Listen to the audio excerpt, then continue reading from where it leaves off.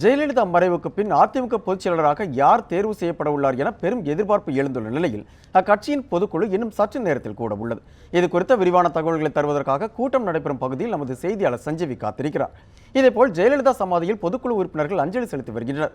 அது குறித்த தகவல்களை தருவதற்காக விக்னேஷ் நம்முடன் இருக்கிறார். முதலில் சஞ்சீவியை தொடர்பு கொண்டு கேட்கலாம். சஞ்சீவி, சொல்லுங்க, பொதுக்குழு எத்தனை மணிக்கு கூடுகிறது? இதுல என்னென்ன மாதிரியான அம்சங்கள் விவாதிக்கப்பட இருக்குன்னு சொல்லுங்க. சிவா, தமிழக அரசியல் தற்போது நீடித்து வரும் ஒரு பரபரப்பான சூழலில் அதிமுகவுடைய செயற்குழு மற்றும் பொதுக்குழு கூட்டம் இன்னும் அரை மணி நேரத்தில் சரியாக 9:30 மணிக்கு தொடங்குகிறது. இந்நிலையில் அதற்கான ஏற்பாடுகள் ஒட்டுமொத்தமாக தற்போது நடைபெற்று வருகிறது.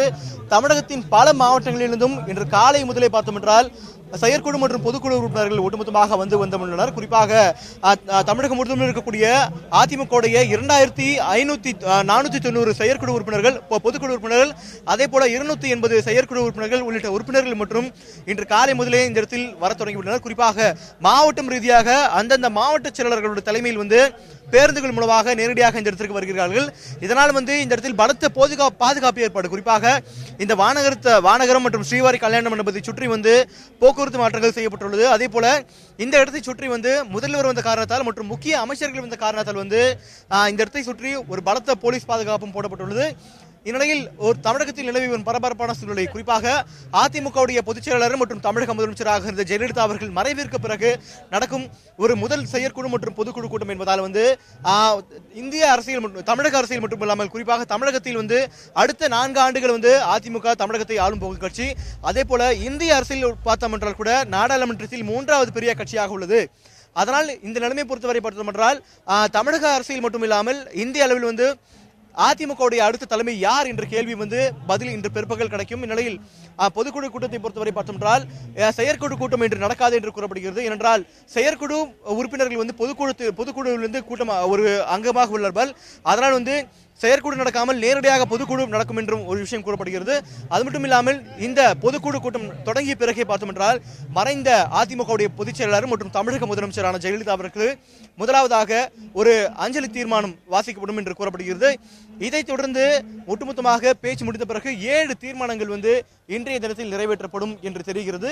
இந்த தீர்மானத்தின் முடிவில், குறிப்பாக பொதுக்குழு கூட்டத்தின் முடிவில் அதிமுகவுடைய அடுத்த தலைமை யார் என்ற பதில் நமக்கு தெரிய வரும். சிவா, சஞ்சய், தொடர்ந்து இணைப்பில் இருங்க. அடுத்து நமது செய்தியாளர் விக்னேஷ் காத்திருக்கிறார். விக்னேஷிடம் கேட்கலாம். விக்னேஷ், சொல்லுங்க, ஜெயலலிதா சமாதியில் பொதுக்குழு உறுப்பினர்கள் அஞ்சலி செலுத்தி வருகின்றனர். தற்போது அவர்களுடைய மனநிலை எப்படி இருக்குது? அங்குள்ள சூழல் பற்றிய விவரங்கள் சொல்லுங்க. நிச்சயமாக சிவமாயன், இன்னும் சற்று நேரத்தில் அதிமுகவின் பொதுக்குழு செயற்குழு சென்னை வானகரத்தில் கூட இருக்கிறது. இதில் பங்கேற்பதற்காக பல்வேறு மாவட்டங்களில் இருக்கக்கூடிய அதிமுக கழக தொண்டர் நிர்வாகிகள் மற்றும் நகராட்சி, ஊராட்சி, ஒன்றிய கழக நிர்வாகிகள் உள்ளிட்ட ஏராளமான தொண்டர்கள் சென்னை நோக்கி வந்து கொண்டிருந்தனர். அவ்வாறு வரக்கூடிய தொண்டர்கள், கழக நிர்வாகிகள் அனைவரும் ஜெயலலிதா மறைந்த முதல்வர் ஜெயலலிதா அடக்கம் செய்யப்பட்டுள்ள இடமான மெரினா கடற்கரைக்கு அவர் அஞ்சலி செலுத்த வண்ணம் சென்று கொண்டிருக்கின்றனர். இந்த நிலையில் இங்கு வரக்கூடிய சுற்றுலா பயணிகள் அனைவரும் முதல்வர் ஜெயலலிதாவின் நினைவிடத்துக்கு அஞ்சலி செலுத்தி செல்வது வழக்கம். இந்த நிலையில் இங்கு பல்வேறு மாவட்டங்களிலிருந்து வரக்கூடிய அதிமுக நிர்வாகிகள் மற்றும் தொண்டர்களும் பொதுக்குழுவில் பங்கேற்பதற்கு முன்னதாக இங்கு மறைந்த முதல்வர் ஜெயலலிதாவுக்கு அஞ்சலி செலுத்திய வண்ணம் உள்ளனர். இதனால் வழக்கத்தை விட மெரினா கடற்கரையில் கூட்டம் அதிகமாகவே காணப்படுகிறது. இங்கு வரக்கூடிய தொண்டர்கள் அனைவரும் மறைந்த முதல்வர் ஜெயலலிதாவுக்கு அஞ்சலி செலுத்தும் விதமாக தங்கள் ஊர்களிலிருந்து கொண்டு வந்த பூக்கள் மற்றும் பூஜை பொருட்களை தந்தவனம் சென்று கொள்கிறார். மேலும் மறைந்த முதல்வர் இல்லாமல் நடக்கக்கூடிய முதல் செயற்குழு பொதுக்குழு கூட்டம் என்பதால் இதில் அதிக அளவில் பங்கேற்பதற்காக தொண்டர்கள் மற்றும் நிர்வாகிகள் வந்தமனம் உள்ளனர். அவ்வாறு வருகை தரக்கூடிய இந்த தொண்டர்கள் ஜெயலலிதாவிடம் அஞ்சலி செலுத்திய பின்னரே அங்கு செல்வதாகவும் அவர்கள் தெரிவிக்கின்றனர். சிவமாயன், அடுத்து சஞ்சீவிடம் கேட்கலாம். சஞ்சீவி, சொல்லுங்க, தற்போது அதிமுக பொதுச் செயலராக சசிகலா தேர்வு செய்யப்பட வாய்ப்பு இருப்பதாக கூறப்படுது. அது பற்றி வேறு தகவல் இருந்தால் சொல்லுங்க. சிவா, முதலமைச்சர் மற்றும் அதிமுகவுடைய பொதுச் செயலாளர் ஜெயலலிதா அவர்கள் மறைவிற்கு பிறகே பார்த்தோம் என்றால் ஒரு 10 நாட்களிலே அதிமுகவுடைய மூத்த நிர்வாகிகள், மூத்த தலைவர்கள், 2ஆம் கட்ட தலைவர்கள் மற்றும் சார்பணியுடைய செயலாளர்கள் ஒட்டுமொத்தமாக அதிமுகவுடைய பொதுச் செயலாளர் ஜெயலலிதா அவர்களுடைய தோழியாக இருந்த வி.கே. சசிகலா அவர்கள் அதிமுகவுடைய தலைமையை ஏற்க வேண்டும் என்ற ஒரு கோரிக்கையை முன்வைத்து வருகின்றனர்.